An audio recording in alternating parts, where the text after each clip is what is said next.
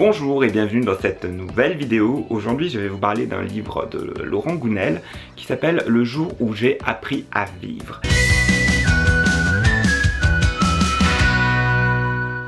Alors moi j'ai beaucoup aimé ce livre. Après je lui reproche quelque chose, mais ça j'en parlerai à la fin. Donc voilà, pour situer le contexte, Laurent Gounel c'est un auteur qui est un philosophe aussi. On va dire que tous ses romans sont un peu... invite à l'éveil spirituel, à se poser des questions. Chacun de ces livres est assez différent. Certains sont plus axés philosophie pure et dure, et d'autres où il y a une histoire un peu plus complexe avec des mystères, des intrigues et beaucoup plus de personnages. Là c'en est un. Alors le héros est dans... bon, un héros ça part toujours avec une situation de départ compliquée, sinon c'est pas drôle. Donc le héros il est séparé et voilà, il se partage la garde de sa fille donc avec son ex, et il travaille aussi avec son ex. Ils ont monté une société ensemble où il y a une troisième personne aussi dans cette société. Il est un peu mal dans ses baskets là, il commence à se poser des questions, ça va plus trop dans sa vie, comme c'est souvent le cas dans les livres de Laurent Gounel. Et là va commencer un petit peu son parcours de développement personnel, parce que c'est ça dont on parle dans les livres de Laurent Gounel, c'est du développement personnel, qu'on le veuille ou non. Et voilà, et donc le héros va rencontrer comme ça des personnages qui vont le faire évoluer au fur et à mesure de l'histoire. Alors il y a plusieurs intrigues qui se chevauchent, notamment une espèce de paparazzi, on va dire, qui observe tous les autres personnages de loin et qui est finalement peut-être le seul, alors sans connaître tous les petits secrets des uns et des autres, mais c'est le seul personnage, voilà, comme ça, qui a une espèce de vision globale. Parce que tous les petits scénarios parallèles qui se passent, en fait, les personnages se croisent avec chacun leur problématique. Il y a des secrets, il y a des choses comme ça, à part le lecteur, qui lui sait tout aussi, ce personnage comme ça du paparazzi est aussi une espèce d'œil comme ça qui a le pouvoir, en fait, quelque part, en connaissant certaines vérités. Et donc voilà, je parle de ce personnage parce que moi je l'ai trouvé intéressant, parce que il n'interagit pas avec les autres, mais il est ce regard, voilà, qui observe, c'est un peu le jugement extérieur, en fait. Parce que pour les gens qui sont impliqués dans leur vie quotidienne, voilà, métro, boulot, dodo, tout ça, l'autre est le patron, l'ex, ou voilà, chacun a un rôle attribué. Alors que là, une personne extérieure, elle voit juste un gars qui a l'air pas très malin, voilà. Elle va pas y mettre une étiquette autre que ça, parce qu'elle n'a pas d'autres éléments sous les yeux. Donc on va juste voir, d'après son comportement, sa façon d'agir, ses expressions, ses mouvements, elle va se faire toute une idée sur la personne. Et ça, je trouve ça intéressant. C'est un peu ce qu'on fait, en fait, quand on se balade dans la rue et qu'on va juger voilà, délit de faciès selon comment est habillé ou comment va marcher une personne. On va s'imaginer son cadre de vie, son caractère, etc. Inconsciemment, on fait tous plus ou moins ça, sans le faire exprès, une espèce de scanner permanent des gens qu'on croise. Et le livre là de Laurent Gounel, donc Le jour où j'ai appris à vivre, c'est un peu ça, c'est un peu un scanner comme ça de personnages, en disant voilà, si je suis comme ça et que mon comportement c'est ça, donc je suis ça. Et qu'est-ce qui se passe si, par mon choix ou par la force des choses, on vient me contrarier dans mon personnage, mon habitude, et tout d'un coup, je ne suis plus vu par l'extérieur comme ce que j'avais l'habitude. Et du coup, comme la vision de l'autre change, du coup, la vision que j'ai de moi, bah, elle commence à changer. Et là ça c'est très intéressant cet aspect-là dans le livre. C'est pas que ça, hein, mais ça concerne un des personnages du livre, hein, plus particulièrement. Qu'est-ce qu'on transmet dans notre comportement, la communication, ce qu'on appelle la communication non verbale, par nos mouvements, notre façon de se comporter. Et est-ce que ça va avoir un impact sur les gens si on change ça? Il y a aussi une histoire d'amour. Ça peut arriver hein, dans les romans de Laurent Gounelle qu'on suit, voilà, mais c'est un arrière-plan on va dire. Il y a aussi toute la question du travail. Est-ce que je fais le travail qui me plaît? Est-ce que j'ai pas des choses à changer? Est-ce que je peux faire le même travail mais d'une autre manière? Est-ce que je peux pas changer certaines choses dans ma... Voilà, des questions de déontologie, de respect de l'autre, du client, etc. Qu'est-ce que je peux changer pour améliorer mon travail? Donc ça aussi, c'est un thème, le travail qui revient souvent chez Laurent Gounelle. Donc toujours intéressant. Et donc voilà, enfin moi, pour résumer, j'ai bien aimé, ça m'a beaucoup plu de lire cette histoire. Ça apporte toujours des choses, hein. De toute manière, Laurent Gounelle, il a ce regard de philosophe hein, sur la vie, de guide spirituel, hein, on va dire presque. Par contre, moi je reproche un truc à l'auteur, à Laurent Gounelle, c'est de faire que ces guides spirituels qui sont dans ses œuvres sont toujours des personnes manipulatrices.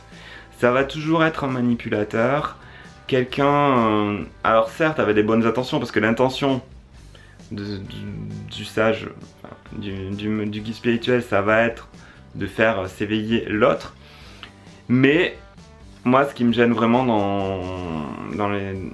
ça m'avait beaucoup gêné dans Les Dieux voyagent toujours incognito, et là ça me gêne encore plus, j'ai envie de dire, dans celui-ci, parce que l'auteur il met un jugement positif à la fin du personnage manipulateur, c'est jugé comme quelque chose de positif, ce qui n'était pas forcément le cas dans Les Dieux voyagent toujours incognito, alors que là clairement, le manipulateur s'en sort très bien, et puis presque il a eu raison de manipuler. Enfin, moi ça me choque fortement. Le respect de l'humain, ça commence par considérer l'autre comme son égal, et d'une, et d'autant plus quand on se prétend guide spirituel ou personne éveillée, la première chose à faire c'est de dire ce qu'on pense à l'autre. De lui donner l'enseignement, mais directement. On n'a pas besoin de déguiser ça, parce qu'on part du principe que l'autre est idiot, il va rien comprendre. On n'a pas besoin de déguiser le propos. Si l'élève n'a pas envie d'entendre le message ou ne le comprend pas, bon, on lui réexplique, on prend le temps. On explique les choses de manière différente. Si on a envie de le mettre à l'épreuve, hein, admettons, comme c'est le cas dans certaines émissions télévisées de coaching ou autres, où on va faire du saut à élastique, etc. C'est dans Le Grand Frère, c'est une émission sur M6 je crois, ils font ça très bien. On propose l'exercice à l'autre, on lui explique, on dit voilà, je te propose de sauter à l'élastique, ça va t'aider par rapport à ça, ça, ça et ça. Oui, t'as pas envie de le faire, mais je pense que c'est bien pour toi. Et après, l'élève accepte ou pas, il a le droit de refuser. Alors que là, dans les œuvres de Gounelle, on a un maître, pour moi c'est des pervers narcissiques, on va lâcher le mot, qui manipulent l'autre, sous prétexte, eux dans leur tête, ils ont l'impression de faire pour la bonne cause, hein, mais ça n'empêche que ça reste des manipulateurs sournois, et donc voilà, ils vont faire comme si l'autre était la petite marionnette, pour les amener vers ce que eux considèrent comme le bon chemin, le bon choix. Mais en fait non, c'est juste des psychopathes les mecs, faut arrêter. On n'a pas le droit de manipuler, de mentir, de tricher, peu importe les raisons qu'on s'invente dans notre tête.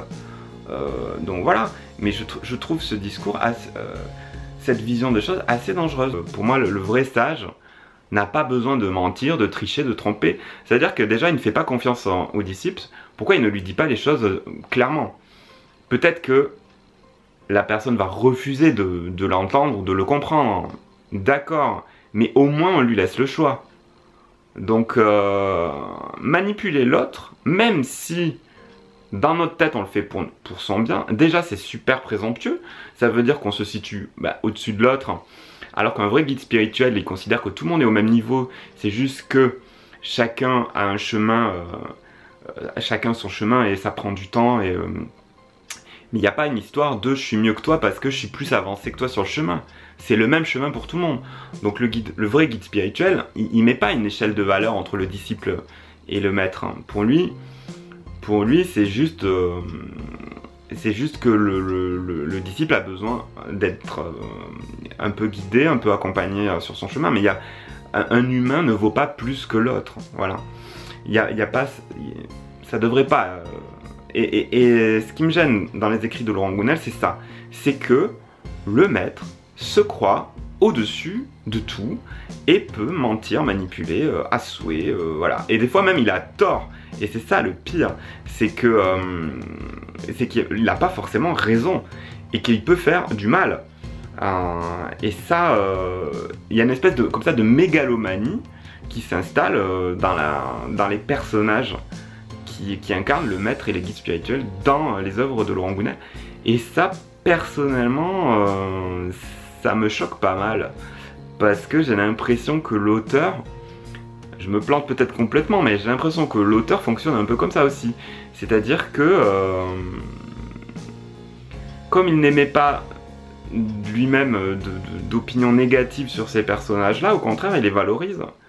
J'ai l'impression que Laurent Gounel estime que le maître a droit de faire ce qu'il veut, et notamment de ne pas communiquer sa pensée profonde à son disciple. Alors que je pense, personnellement, que ça devrait être l'inverse, que la mission première d'un maître et d'un guide spirituel, c'est de révéler tout de suite sa pensée profonde à l'élève. Après, si l'élève refuse de suivre l'enseignement, au revoir, c'est pas grave, il suivra son chemin.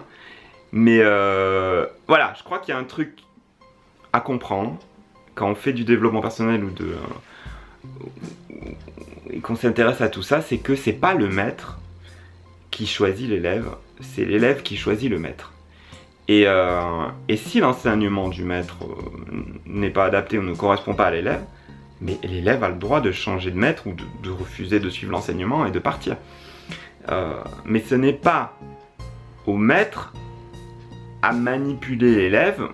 Ce serait un peu comme si dans une relation amoureuse, l'autre cachait ses vraies intentions pour plaire à l'autre. C'est un jeu de rôle, on joue un personnage, on n'est pas dans la sincérité, on est dans la manipulation, on est dans la tromperie. Et puis quand le masque tombe, on ne peut que se sentir trahi par l'autre. Peu importe la relation comment elle est. Moi je trouve que voilà, c'est pas joli. Voilà. Pour plein de raisons, ça me choque. Voilà. Tout le reste du livre, j'adore. Mais je trouve que ça vient gâcher un petit peu. Donc voilà. Et j'en parle pourquoi? Parce que ça revient quand même assez fréquemment dans les œuvres de Laurent Gounel. Et si j'ai un message à lui passer, c'est celui-là. On n'a pas à mentir pour aider les autres à s'éveiller spirituellement. On peut leur dire les choses clairement. Si on ne le fait pas, c'est de la manipulation. Et là, le manipulateur prouve que lui-même n'est pas éveillé spirituellement. Donc du coup, le message passe plus. Enfin, la crédibilité du maître est mise à mal, quoi. Enfin voilà, c'est pas de vrai guide spirituel. Pour le coup, ça gâche un peu le truc. Donc voilà, après c'est mon avis personnel, hein. Chacun y verra ce qu'il voudra. Mais voilà, en tout cas, j'ai adoré la lecture, on apprend plein de choses, c'est super intéressant comme d'habitude. Il y a énormément d'enseignements qui passent à travers le livre grâce à des exemples, grâce à l'introspection qui est faite dans les personnages, etc. C'est vraiment génial, on en ressort chaque fois en prenant des trucs. C'est vraiment top et je conseille la lecture à tout le monde et puis j'attends le prochain avec impatience. Donc voilà, et puis moi je vous retrouve très bientôt pour une prochaine vidéo. Bye.